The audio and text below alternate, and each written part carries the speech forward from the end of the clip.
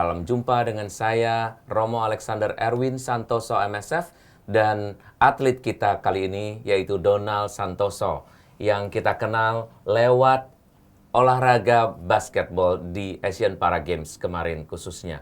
Pada saat ini kita mau ngobrol-ngobrol dengan saudara kita ini, dengan teman kita ini, tentang hidup berimannya. Oke, apa kabar Donald? I'm doing good. How are you, Romo? Oke, I'm fine. Dan juga teman-teman di sana tentunya semua dalam situasi yang baik juga. Saya ingin bertanya kepadamu sekarang ini, bagaimana tentang hidupmu? How is your life for now? Kebetulan hidup saya sekarang mungkin bisa dikatakan atau saya sangat bersyukur ya. I'm very thankful to be in the opportunity to be placed in the position I'm in and given the opportunities I have right now. I moved to Indonesia most recently last year, and within this past year of being able to play in the Asian Para Games, but more importantly, being able to connect with all the people, all the communities and all the friends I've made during this process has been a huge blessing for me, and all the lives I've been impacted by. I think it's been a wonderful experience. Do you like Indonesia? It's hard. I moved from the States, from America, so there's a lot of things I miss. Especially for the language. Yeah, communicating is a lot harder here. Bahasa saya kurang bagus, masih kaku. And I don't think it'll ever get better because I think I'm too old to be able to learn the language. But I think even though there's a lot of things I miss about America, what's amazing and what I've experienced from being here is just the community and the people. Yeah. You're not very old anyway. I feel old. You can learn a lot and more from Indonesian, especially for Indonesian young people here. Yeah. And I want to ask you about God. Yeah. What make you think that God is good for you?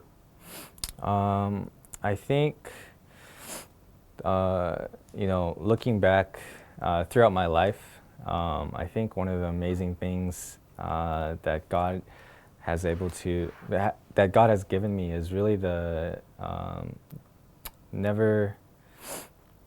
How do I say this? I want to say it in Bahasa, but I can't really say it in Bahasa. Well, it's basically never putting me through something that I can't handle. And what I mean by everything is bearable for you. What I mean by that is bearable only through Him, through believing in Him. And so God puts me through, allows me to go through a lot of situations and obstacles that I wouldn't be able to handle alone unless I put my faith in Him. And I think that's the most amazing thing that, looking back, that I've been able to be blessed with those experiences, because that has allowed me to let go of placing my identity in just my own abilities and my own capabilities, but relying on God. Okay. Do you think that your handicap makes you come closer to God and makes you feel that you are close to God? Yeah, I think the physical limitations that I had to endure has definitely strengthened my faith. Mm-hmm. And what I mean by that is kind of going back to what I was saying earlier, is that I wouldn't be able to overcome a lot of these challenges if it weren't through faith. Berapa negara yang sudah kamu kunjungi? Quite a lot. I've been through maybe, I don't know, especially 10 America. countries, yeah, or 10 to 15 countries, yeah. 10 to 15 and countries. In America alone, right, there's a lot of states that I've visited. And a lot of places I've been visiting lately through wheelchair ball, through sports. So being able to have the opportunity to play wheelchair ball has given me the ability to travel a lot and meet a lot of different people. Okay. And when you were teenagers, what your parents taught or gave examples to you about faith, being a faithful person? I think one of the biggest things that my parents have taught me is especially prayer, or prayer, and specifically within prayer, is to be thankful, right? I think a lot of times we go... Did they teach you to pray? They taught me how to pray at a very young age, especially my mother. Every night, during moments of joy, during moments of despair, during moments of solitude. So my mom set a good example of prayer, and I think within prayer, something that she taught me was being able to be thankful. So a lot of times we go through our daily lives praying, but praying with a lot of requests, which is not a problem in itself. But I think something my mom set a good example of is sometimes just praying just to be thankful, no matter even if we have a lot of requests. Things. Yeah. So many things. Yeah. Okay. And what does family mean to you? I think family is everything. So I'm very fortunate to have a very close family and family that's very supportive. And I think one aspect of my family that has been a solid foundation for my life is that they're always there, no matter no matter how far away you stray from. Because your mom in Indonesia and you are in America. Yeah. So I lived away from my family for a good chunk of my life, even before college. Yes. I lived with my relatives in the States, and so my family was still very supportive, even though the fact that I wasn't physically with them. Okay. Yeah. So you communicate a lot with them. Yeah. And do you like basketball very much? Because Yeah. you are an athlete of the this. Yeah, you could say that. Basketball, ever since I was young, basketball was a way for me to kind of a sense of identity, right? What I mean by that is it was a way for me to make friends when I was really young, because moving to Indonesia at a young age, I wasn't able to communicate well with. When was the community. first time you played basketball? The first time was maybe. The first time I kind of really started playing was maybe when I was 7 years old. 7 years old? Yeah. So started playing, and I was playing a lot with my dad just in the backyard. But So your dad likes basketball too? I don't know if I don't think he even knows how to play. There's a lot of things, looking back, that we were just playing for fun, and he didn't really know the rules. But he set up a hoop in front of our backyard, and we played a lot back then. And it was also a way for me to invite friends over and play in front of in my backyard. So I think the reasons why I play basketball has changed since then, and every stage of my life, why I love this sport has also changed. So what did you learn from the basketball? Is it a kind of philosophy or something that teach you how to live? Yeah, I think one of the key aspects that we take away as athletes, basketball athletes, from the sport is this sense of teamwork, and the sense of sacrifice, right? Because it's a team sport. Not to say there's anything wrong with individual sports, but what I love about teamwork first, what did you learn? I think sacrifice, right? Sacrifice. And every athlete has a role to play on the team, and every athlete has to give up something for the greater good of that team. So that's the philosophy. Yeah, that's a big thing I take away from playing the sport. So you ask many young people or young generation to play basketball too, like you, so they can make their personality to be more confident or something like that. Yeah, I'd say physical activity in general is a great way to improve self-confidence and build a community and find a community. But if there's a specific individual or specific people who want to play basketball but don't have the means to, I'd say don't give up. Just keep finding a way to, and that's how I did it too. Going through my injuries and surgeries, I wasn't able to play basketball again. Yeah.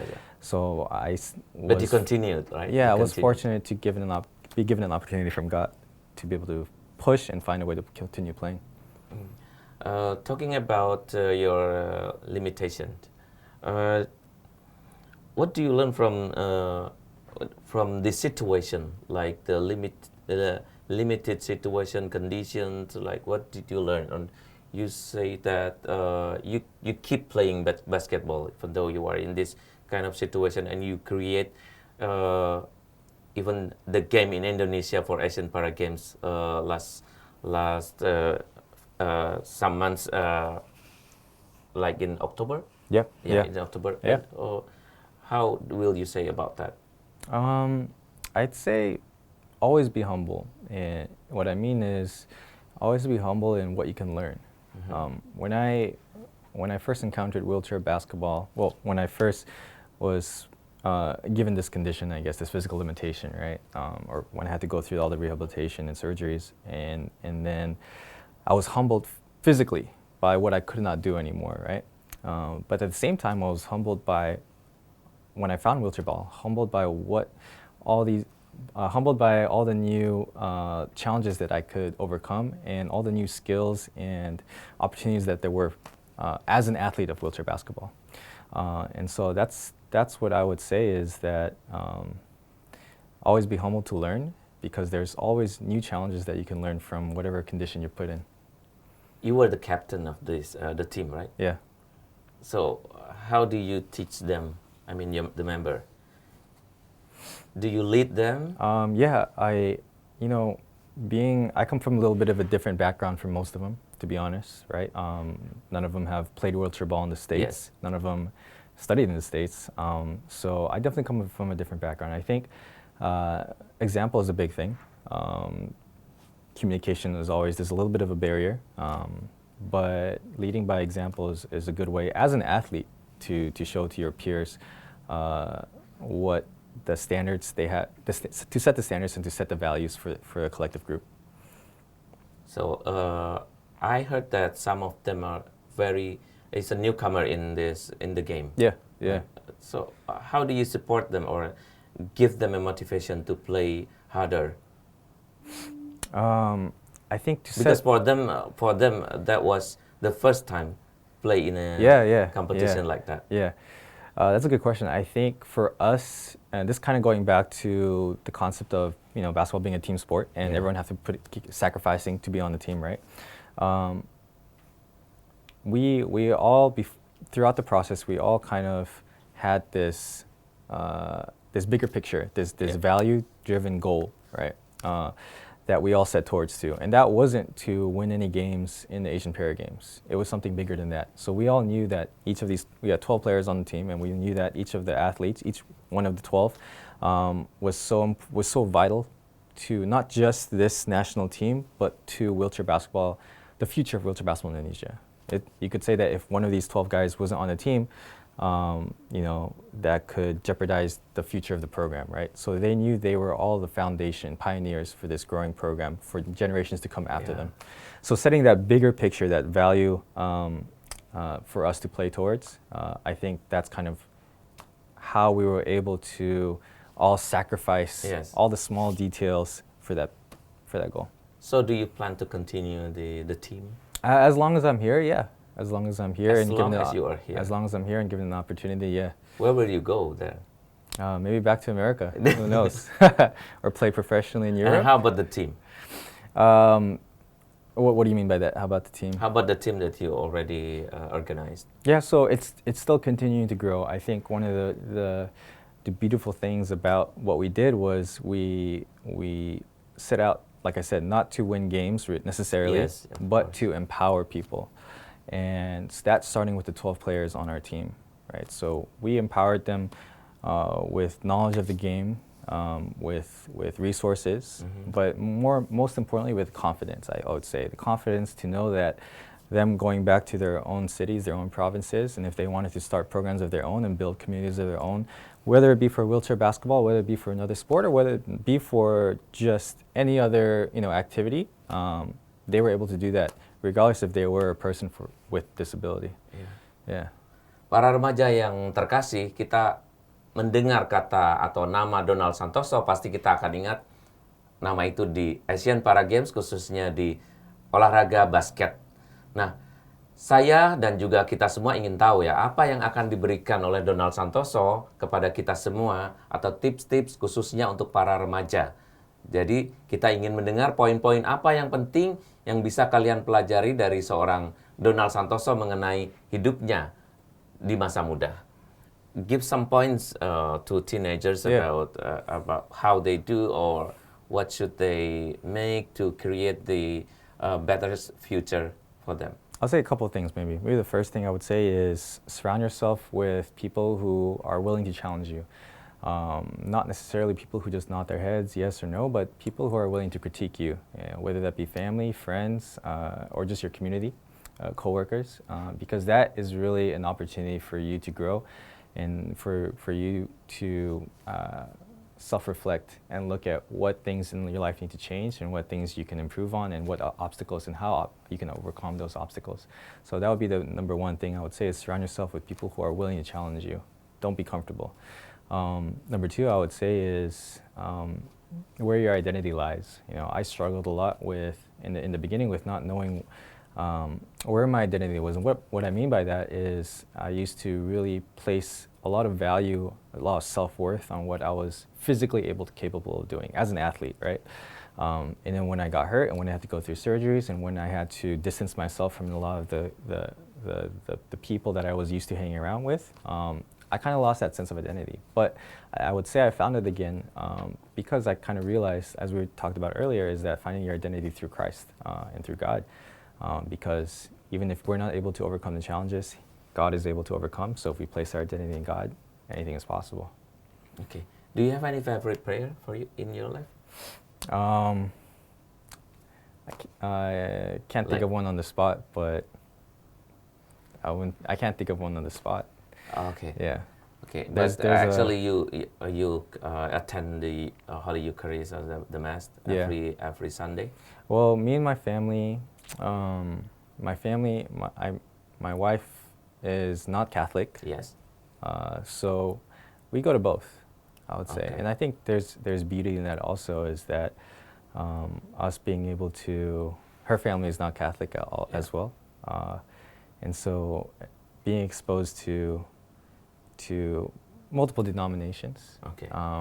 all within the Christian family, Okay. I think But both of you are Christian, right? Correct. Both of us are Christian, yes. But the different denomination. Yes. Yeah. Okay. Okay. Thank you, Donald, for coming and for giving us the inspiration, especially for us, khususnya buat kita para remaja, anak muda Indonesia, anak muda Katolik di Keuskupan Agung Jakarta dan di mana-mana. Semoga apa yang kita sudah dengarkan bersama menjadi inspirasi buat kita.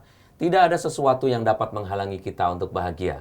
Tidak ada sesuatu yang membuat semangat kita menjadi tidak bernyala, tetapi hanya berada di dekat Tuhan dan percaya bahwa segala berkat sudah diberikan bagi kita, maka kita akan bertumbuh bersama. Thank you for coming and thank you for giving us the inspiration. God Thank you bless so much. God bless.